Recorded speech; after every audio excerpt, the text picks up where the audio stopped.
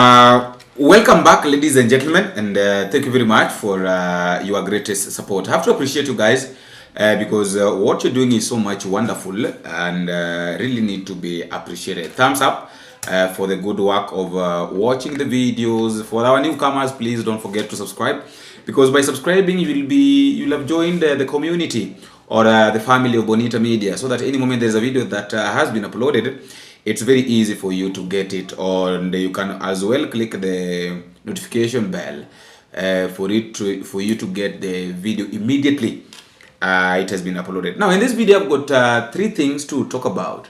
But first things first, let me start by saying this, that there is this issue that learning is a process. And one thing I believe is that I think this Raila Odinga is old enough to have learned a lot of things in politics. Number one thing that by now you should have learned, or you could have learned, is that you can't force things to happen. Number 2 is that people get tired of you. And number 3, you can't control everybody. Those are 3 key things that Raila Odinga could have learned by now.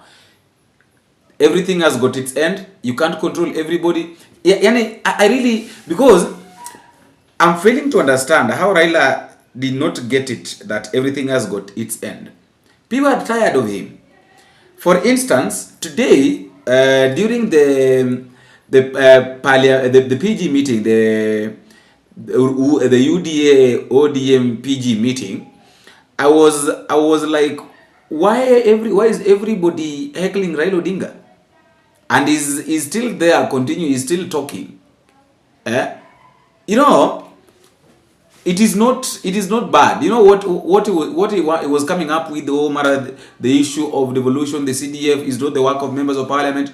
We have to understand that these people, everybody is gluttonous in this government. Like kila mtu, everybody is hungry for power and everybody wants to eat. Kila mtu amepanua mdomo hivi kama mamba. Iwe ni MP, iwe ni governor, iwe ni senator, kila moja mpaka rais, everybody, kila moja amepanua mdomo anataka kula, and they are just looking for places where they can eat. So if you try to touch where they are benefiting from, these are the results of what you'll get. They'll heckle you back. And imagine they didn't even care after Ruto had talked about the issue of being bribed, the members of parliament being bribed. The members of parliament being bribed with 10 million, 150 million. They didn't care. They heckled Raila there and then in front of William Ruto. Listen to this. So the work of parliament is representation, legislation, and oversight. Very clear. It's written there in the Constitution. Parliament is not supposed to be implementing. Parliament is supposed to be oversighting. It's not oversighting. And secondly, there is only 2 levels of devolution. National and 1 level, county. Constituency is not an element of devolution. Devolution remains at the county. Down there, the constituency, the county government does implementation of the projects. I'm saying, correct.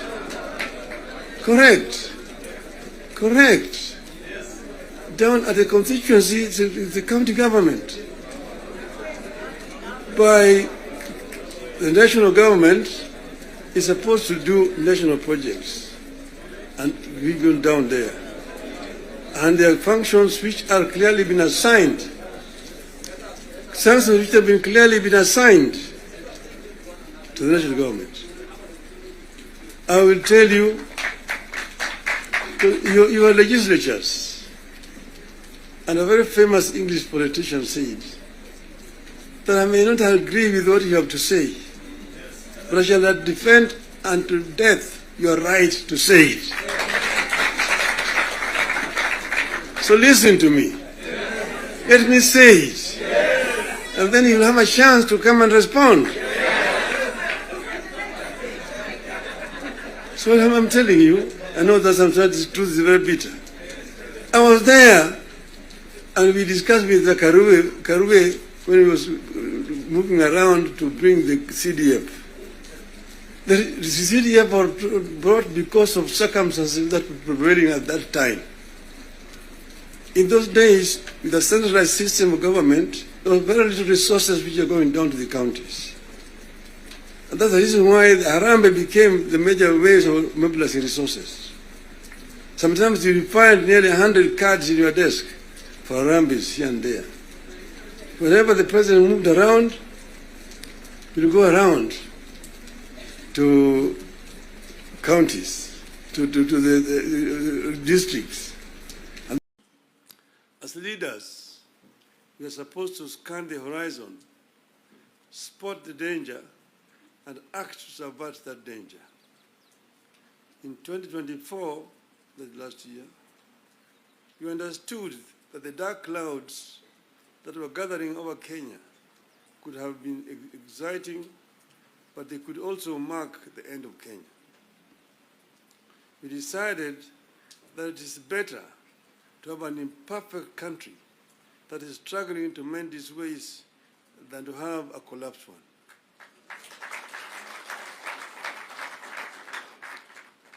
We came together to create an environment in which we can discuss our issues and differences as people of one nation.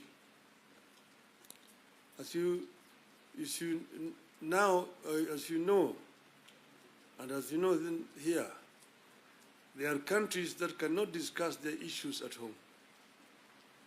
In my life, I've attended many meetings in London, Paris, Istanbul, Washington, name it, where African leaders are ferried to foreign capitals from their own collapsing countries to discuss issues they cannot discuss at home.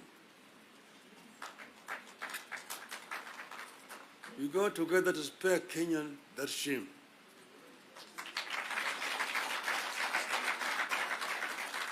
Our object was and remains one, as one US senator called it, our country, our whole country, and nothing but our country.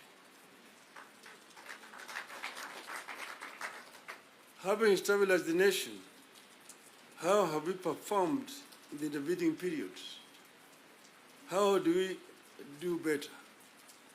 How do we move forward in a way that respects the people of Kenya and that shows that we are alive to the circumstances that triggered our coming together and that we are acting on them? The second thing, I've had a lot of people talking about, oh, Edwin Sifuna missing this meeting, you know, this was a very important meeting, Edwin Sifuna must resign. Let me ask you this question. This was a meeting of ODM and UDA, right? And Edwin Sifuna stated very well that he will not attend any meeting, like he will not support William Ruto. He will not support William Ruto at any cost. And by Edwin Sifuna attending this meeting between ODM and UDA, it means that he's going to agree with these issues. And one, he will have betrayed Kenyans. Because right now, Kenyans are really looking at the next step that Edwin Sifuna is going to take. And that is one of the dangers of not sidelining with the regime that is ruling. One, because especially the regime that is being hated by people. Number one, you are the person that will be on the verge. You're the person that now will be out of control. Number one, you will want to impress. You'll want to impress the people, the Kenyans, because right now, truth be told, and I normally say this here, that anybody who is a pro-Ruto, anybody who is against William Ruto's government is of Kenyans. And anybody who is supporting William Samoei Ruto is against Kenyans. Kenyans are going with the people that are against William Ruto. And that is one of the things that Edwin Sifuna has really proved, that he can't support William Ruto. That is it. He can't support William Ruto. And in fact, even Ledam Olekina, there is something that Olekina said, that my brother Edwin Sifuna, I can't sleep from my head spinning, trying to make sense of this crooked ass journey. Feels like the whole damn system is rigged. Man, what do you take in your coffee? Truth or sugar-coated lies? Me, I'll take a black espresso, not bullshit, so I can sip while I watch these cackers burn. Coffee soon, or are we still playing it safe, bro? So it's like, it's like everybody is realizing that the relationship between Raila Odinga and William Ruto is all about lies. And of course, not everybody, not only them, we also know that it's a lie. This is a game that will have no end. This is a game that only benefits one or two people. Not everybody benefits from this. You see, that is why I say that a good dancer should know when to leave the stage.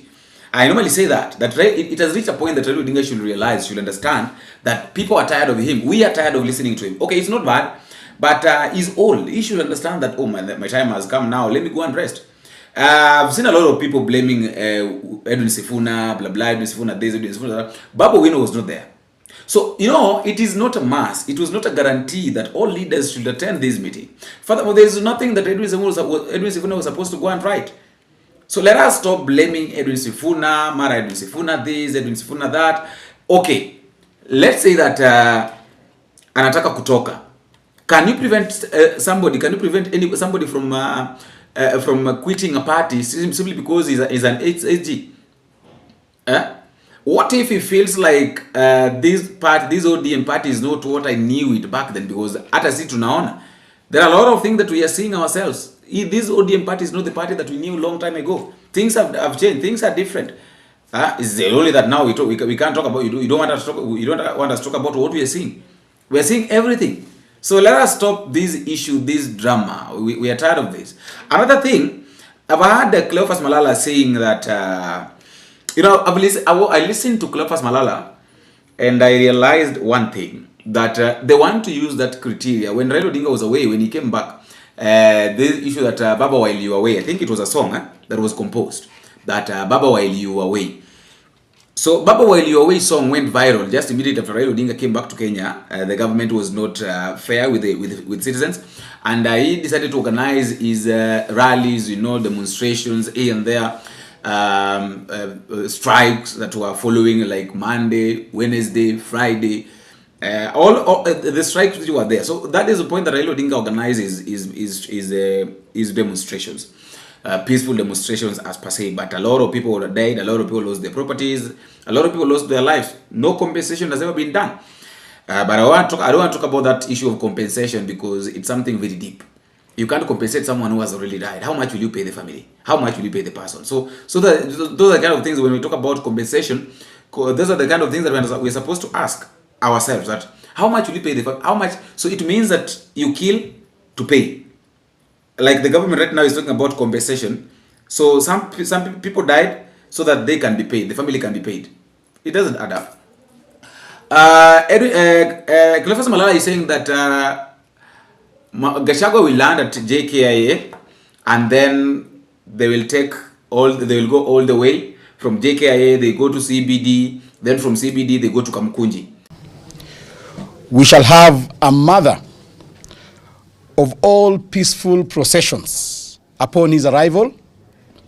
The procession will begin from the Jomo Kenyatta International Airport to the Central Business District and later address a public rally at the hallowed Kamkunji grounds, where the show is going to address the nation. It's not bad.